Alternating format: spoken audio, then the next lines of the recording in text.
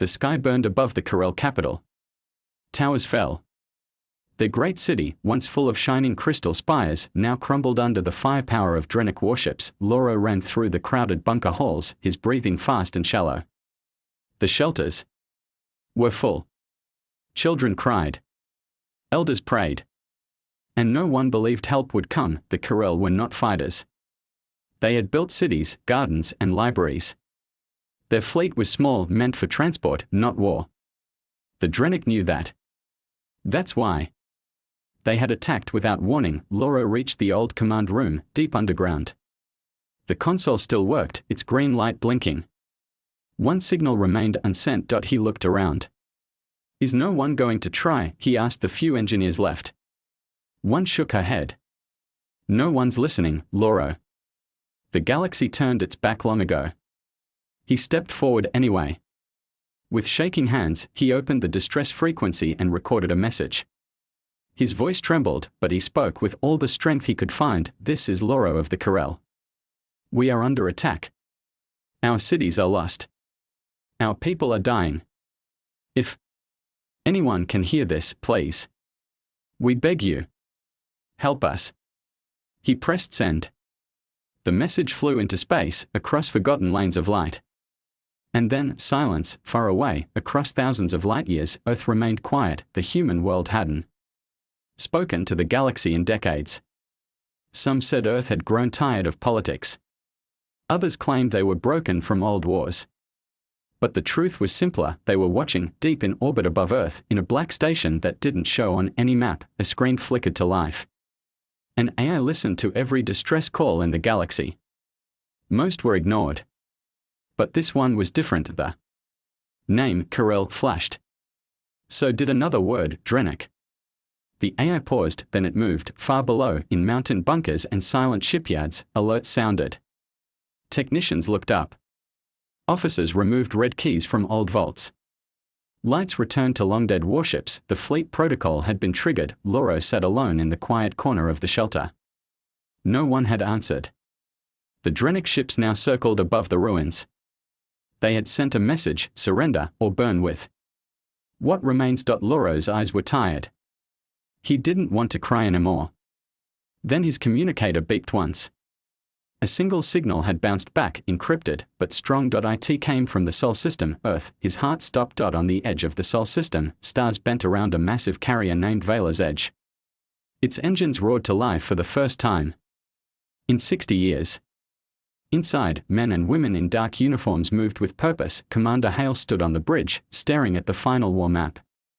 So it begins, he said. Ships called Tempest, Glory Wing, and Iron Crown followed in formation. Each ship was a legend. Each captain had once fought in wars the galaxy tried to forget. Cryopods opened one by one. Old veterans returned to duty. Some had medals. Some had scars. All had a purpose. The order was clear: respond to the distress. Deploy the fleet. Show them Earth has not gone silent. Back in the Corel shelter, the signal repeated: hold on. Help is coming. Loro stood, stunned. He ran to the elders, shouting. Earth answered. Earth is coming. The elder priest looked at him. Earth? That's just a story. Their fleets were legends. Loro nodded, trembling. Then I guess legends are real. Far beyond, in the void of space, dozens of massive warships disappeared into warp, each bearing the old Terran symbol. The fleet of legends was coming. The stars near Earth were quiet, but inside Earth's hidden defense network, everything had come alive. Satellites shifted. Space stations unlocked forgotten hangars. Old command keys turned with a heavy click. Ships long thought lost to time were suddenly glowing, charged, and ready. In the orbit above the Pacific, a black facility opened like a blooming steel flower. Docked inside was the Dawnfire, the ship spoken of in whispers, believed destroyed a century ago in the Orion conflict. She was whole and awake. At the central command station, a woman named Mara stood silently. Her uniform held no rank, no medals, but her voice carried weight. The galaxy didn't call for peace, she said. They called for us. And we answer. Across Earth's network, the same orders echoed: activate the fleet of legends. The Vela's Edge was first to leave orbit. The ship stretched over a kilometer long, its dark hull covered in old battle marks. Inside, systems flickered to life faster than expected. The engineers whispered, the ship remembered, dozens of warships. Followed, each one with a history, each one carrying a crew trained in silence, loyalty, and wrath. There were no flags, no public announcements. Earth was not asking permission. Aboard the cruiser Stormlight, Commander Brent paced the bridge. He was pulled from cryo only hours earlier, yet already his sharp eyes scanned every sensor, every status. Light, how many ships are confirmed? He asked. 37 in total, sir, said a young officer. 10 carriers, 12 destroyers, 4 stealth ships, and 11 heavy cruisers. All Terran. And the fleet leaders? Volunteers? Every one of them. They've all returned. Bren gave a small nod. Then so has the legend.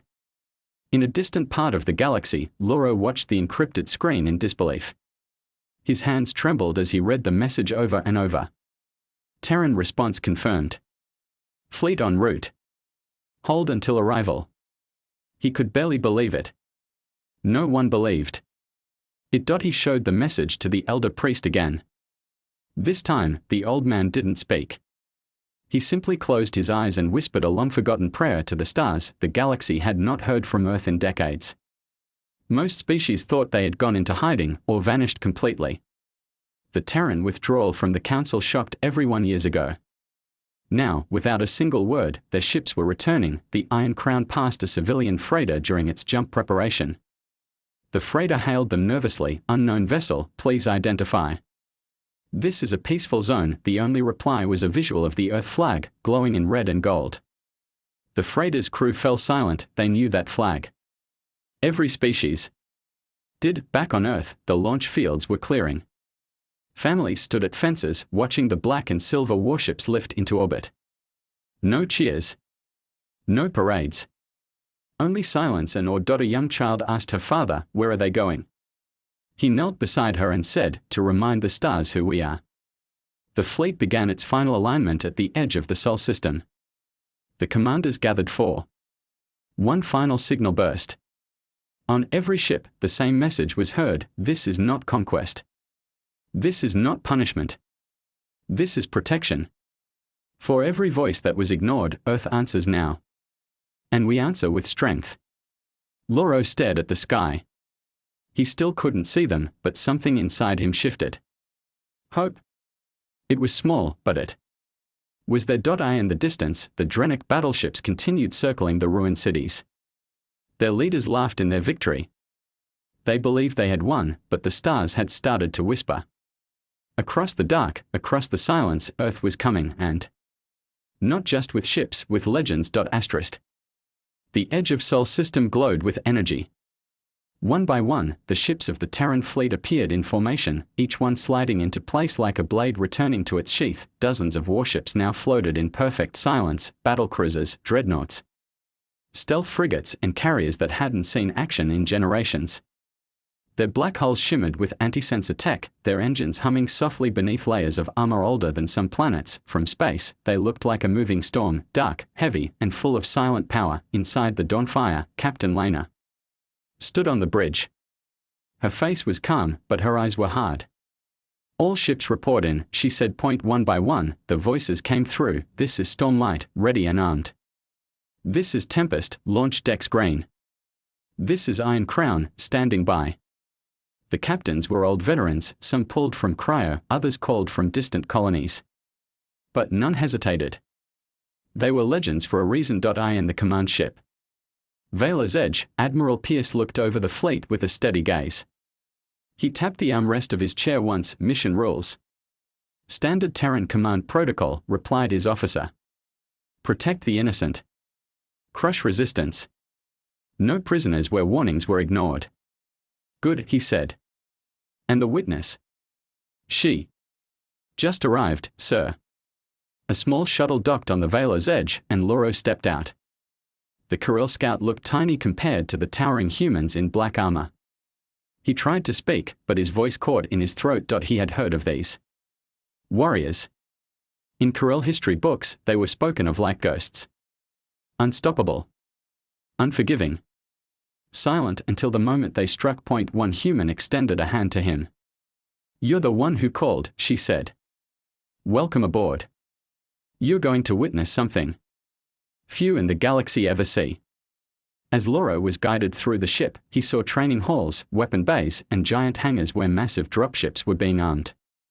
Thousands of Terran soldiers moved with perfect timing, no shouting, no panic. "Just focus, these people don't look angry," Loro whispered. "They are not," said the officer beside him. "They are ready."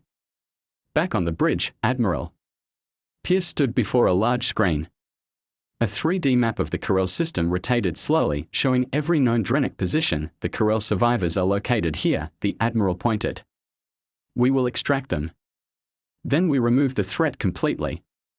Another officer asked, "What message are we sending the rest of the galaxy, sir?" Pierce replied without turning. "That Earth has not forgotten. That we were silent, not because we were weak, but because we were watching." Inside the carrier Stormlight, Commander Bren gave final orders to his crew. "We move in with precision. No random fire. No showboating. We end this clean." A pilot asked, "Are they expecting us?" Bren smiled. "Not yet. But they'll know when we arrive." The fleet's engines roared as they began the final sequence. One after another, the ships disappeared into the black of warp space. No music played. No speeches were given. Only the stars bore witness as the fleet of legends vanished from Earth's skies. In the Corel bunker, survivors stared at dim lights, waiting for the end.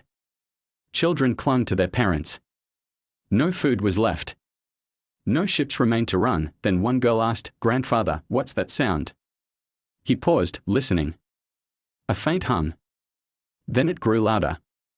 Rhythmic. Powerful. Suddenly, every sensor in the system flared red.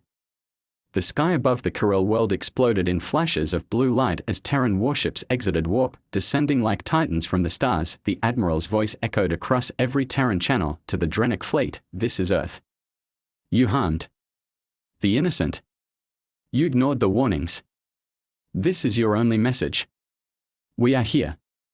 And then, the battle began. The sky above the Corel planet lit up like a storm. Drenic warships, massive and armored, drifted in orbit with confidence. They had bombed every defense, destroyed every ship, and claimed the system as theirs. Not a single Corel gun remained, but then came the Terrans. The Dawnfire appeared first, its massive body emerging from warp with no sound, no warning. Then came the rest, dozens of Terran ships arriving in tight formation, surrounding the Drenic fleet before they even had time to react. Inside a Drenic command vessel, alarm screamed. Their captain, a towering brute in black scales, rose in shock. "Where did they come from?" he demanded. No one had an answer. On the bridge of the Stormlight, Commander Bren gave a simple order, "Fire." And the Terran fleet moved. No hesitation. No delay, precision beams cut through Drenic hulls. Explosions filled the sky. Massive enemy ships that had ruled the orbit for weeks were now burning wrecks in seconds. Earth's warships didn't fire wildly. They chose targets, struck with cold precision, then moved on before the Drenic even returned fire. The Iron Crown launched a spread of stealth drones that bypassed enemy shields, hitting power cores directly. The Veiler's Edge sent out heavy dropships, each filled with elite Terran units, descending like falling stars to the planet's surface to secure bunkers and evacuate survivors. Loro stood on the viewing deck of the Stormlight, his eyes wide with disbelief. This wasn't a battle. It was a message. The Terrans weren't just stronger, they were smarter, faster, and terrifyingly calm. He whispered, "They are not fighting for glory. They are doing this because they have to." A human beside him replied, "We don't start wars, but we always finish them." Below, on the planet's surface, the ground rumbled as Terran dropships landed. Troops in dark armor spread across ruined streets, securing each area in seconds. They moved like shadows, no wasted motion, no shouting. Some carried medkits, lifting Corel civilians onto stretchers. Others stood guard, watching the skies. One young Corel boy stared up at a towering human soldier and asked, "Are you going to stop the monsters?" The soldier gently placed a helmet on the boy's head and said, "We already have." In space, the battle was ending quickly. The Drenic tried to retreat. They failed. Each ship that turned to flee was caught in precise fire from Terran interceptors. Their warp drives disabled. Their weapons stripped. Their command bridges cut from power. Within 20 minutes, the Drenic fleet was no more. No Terran ships had been destroyed. On the Velo's edge, Admiral Pierce stood over the map of the now-cleared system. Only Terran ships remained, forming a protective wall around the Corel homeworld. He turned to the screen. Status: planet secured. No resistance left. Civilians being rescued. Fleet is holding orbit. And the Drenic? Wiped out. Sir. Pierce nodded slowly. Prepare the next jump. This was only one system. We finish what they started. Loro was taken to the surface. As he stepped out into the open sky, the first sunlight in days hit his face. He looked around and saw Corel families being lifted into medical shuttles, supplies being distributed, ruins being cleared. Everywhere he looked, humans worked with quiet purpose. He turned to the Terran officer beside him and asked, "Why did you come?" The officer replied, "Because no one else did." Loro whispered, "You're not legends. You're something more." Up above, the fleet began to shift again, engines flaring, weapons systems resetting. Their next destination was already locked. The message had been sent. Earth was silent for a reason. But when the innocent cried out, humanity returned, not with words, but with fire. Asterisk. The system was secure, but Earth wasn't done. The Terran fleet remained in orbit for less than an hour after the last Drenic ship fell. Then, without rest, they rearmed, refueled, and prepared for the next phase. Inside the Velo's edge, Admiral Pierce studied a new battle map. It showed not just one world, but dozens. The Drenic Empire was spread across several systems, each filled with slave camps, weapons depots, and command centers. "This isn't about rescue anymore," Pierce said quietly. "This is about stopping them forever." On board the Stormlight, Commander Bren addressed his crew. The Drenic didn't just attack a world, they sent a message to every peaceful species in the galaxy. "We are sending one back." The crew didn't cheer. They nodded and returned to their stations. These were people who had fought in wars others couldn't imagine. They didn't fight for revenge, they fought for peace. And they knew what was coming next would be hard. Meanwhile, Loro sat inside a small room aboard the Dawnfire, watching the footage from the Corel rescue. He saw human soldiers giving food to frightened children. Medics stitching wounds under gunfire. A young woman carrying an elderly Corel across rubble on her back. These warriors weren't monsters. They were protectors. He whispered to himself, "No one told us humans could be like this." A soft voice replied behind him, "That's because they forgot. Or chose not to remember." Loro turned. It was a Terran officer, older, his armor scratched from past wars. "Why do you fight?"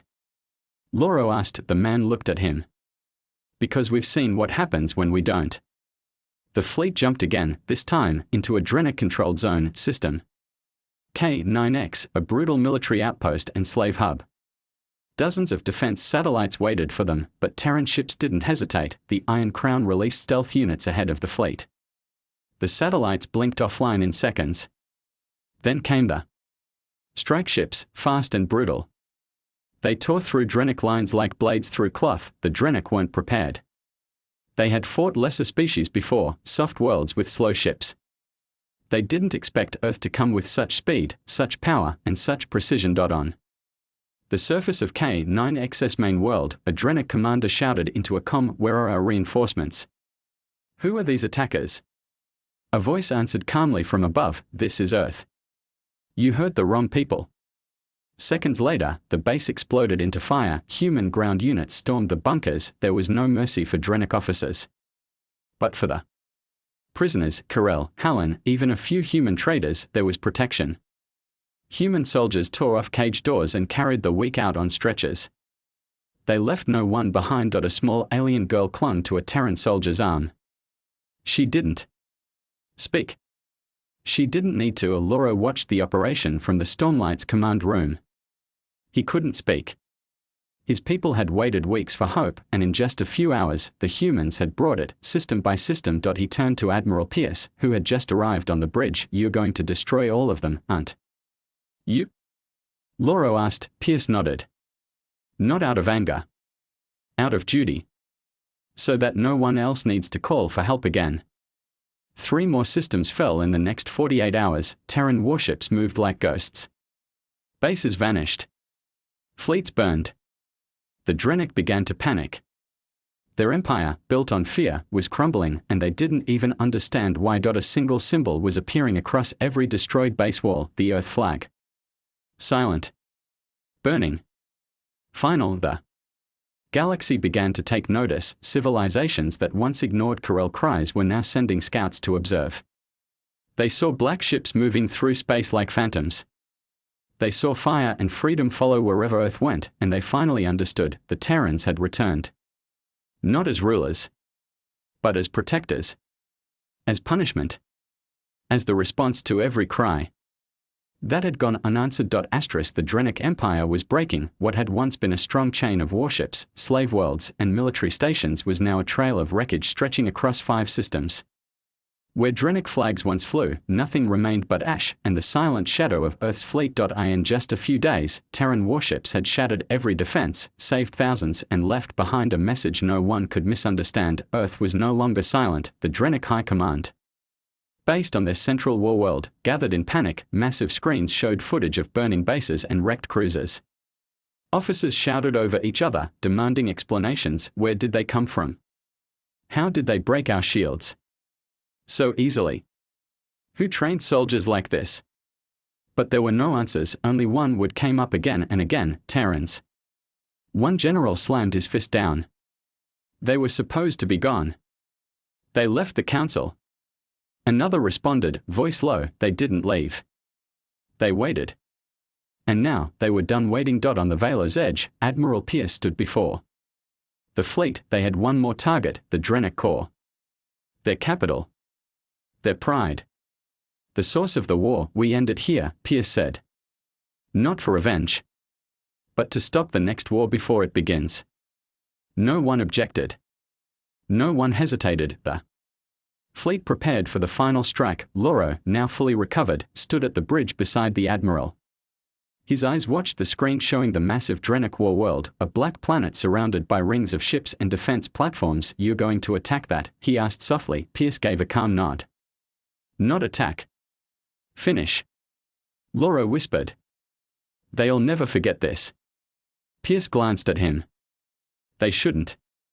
When Earth's fleet arrived, the Drenic were ready, but not ready enough. The Dawnfire emerged from warp first, absorbing the first wave of missiles with a shield pulse that bounced them back into enemy ships. The Tempest and Stormlight circled behind and began hammering the enemy's flanks. Drenic warships formed a thick wall, but Earth's strategy was unmatched.